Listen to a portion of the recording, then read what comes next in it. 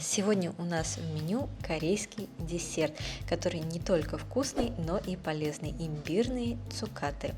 Будет хорошо, если вы сможете найти молодые корни имбиря, которые не очень длинные, не очень большие в размере и в ширине. Но главное, чтобы это был свежий корень имбиря, у меня объем 300 грамм, и на него будут приведены пропорции. Сначала помойте и почистите имбирь. Удобнее всего делать это ложкой, потому что так мы теряем при такой чистке меньше всего нашего полезного продукта. И если имбирь у вас маленький, молодой, то тогда его можно нарезать красивой такой необычной формой. То есть нарезая его, повторяя форму самого имбиря. В общем, мы нарезаем имбирь толщиной как можно тоньше, желательно 1 мм. Тогда они даже будут больше похожи не на цукаты, а на чипсы и будут даже хрустеть после того, как вы их приготовите. Но если у нас вот такие вот длинные большие корни, то мы нарезаем их вот просто как вот они есть.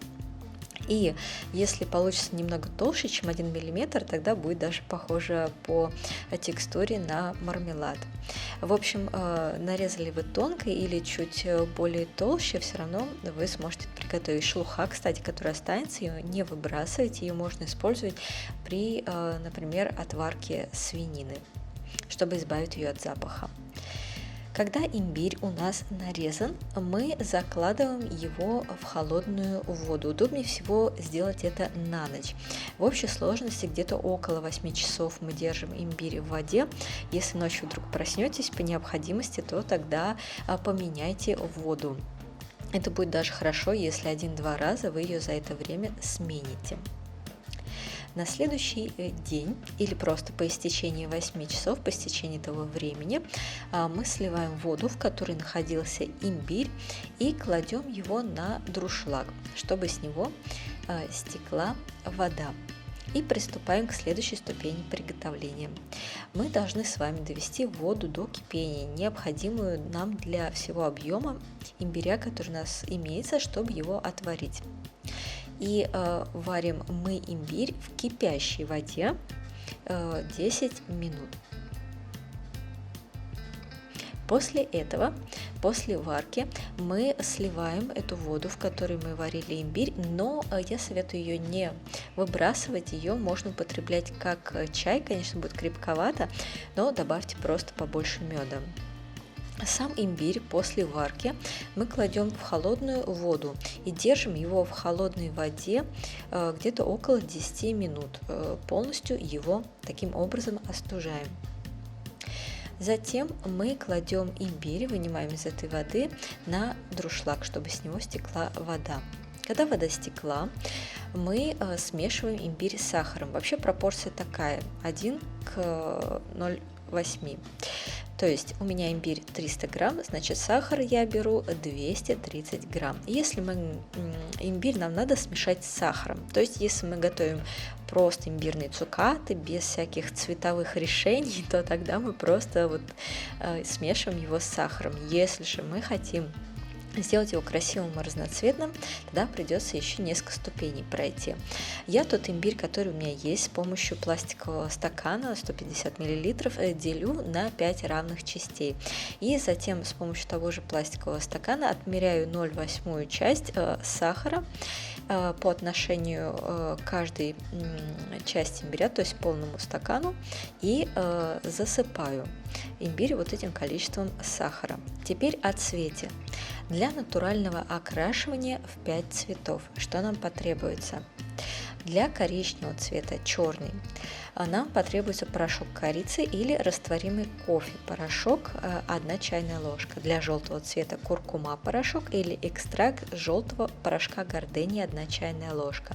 Синий цвет – это синий цветок гороха бабочки, он может быть в цветках или порошке, 1 чайная ложка. И если зеленый цвет, то порошок ростков ячменя в объеме 1 чайной ложки. И красный цвет – это 4 дольки свежей свеклы, или же можно использовать розовую матчу, порошок бутонов роз 1 чайная ложка. Ну а белый цвет – это просто имбирь с сахаром.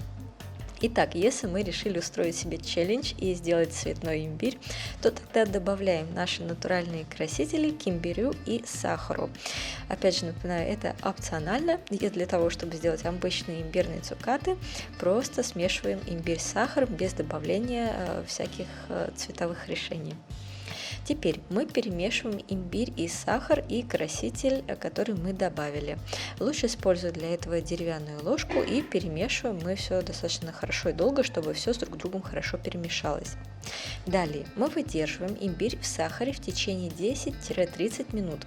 Нам важно даже не время, а чтобы у нас имбирь дал сок, и у нас сахар растворился в этом соке, и получилась вот такая вот жидкость, где-то цветная, там, где добавляли краситель. Ну и теперь приступаем уже к приготовлению дальнейшему. Нагреваем сковороду без масла. Лучше взять сковороду, которую не жалко, потому что может окраситься и где-то пригореть. И на нагретую сковороду мы выкладываем имбирь вместе с той самой образовавшейся жидкостью. И перед тем, как закладывать, хорошо перемешайте, потому что в некоторых местах где-то сахар мог застояться. Сначала можно сделать огонь сильным, и нам нужно это довести до кипения. Когда масса начала кипеть, мы уменьшаем огонь до среднего и все время помешиваем, готовим, пока вся жидкость не уйдет. И, собственно говоря, имбирь не начнет карамелизоваться. Когда вся жидкость ушла, то мы делаем огонь слабым и готовим все время, помешивая до полной карамелизации. Образуется, вы увидите, такой порошок как бы вокруг на сковороде. И когда все закарамелизуется, мы выключаем огонь и продолжаем помешивать еще 1-2 минуты, и затем снимаем с огня.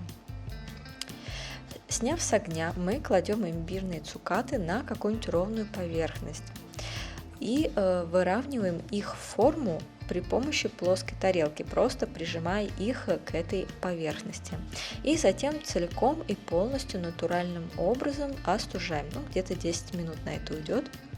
Ну и все остальные цвета мы готовим по тому же самому принципу. То есть по той же самой технологии ничего не меняется.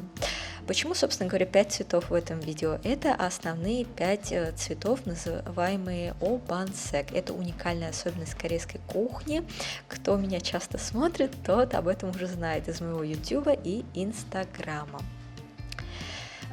Блюдо это, оно не только вкусное, оно и полезное. Ну и, соответственно, в зависимости от того, какие вы добавляете цветовые натуральные красители, то это блюдо приобретает еще больше полезных качеств, и также качество запаха и качество вкуса. Так что это учитывайте, когда смешиваете. Надеюсь, вам было интересно. Здесь еще раз приведен способ приготовления и ингредиенты. Приятного вам аппетита!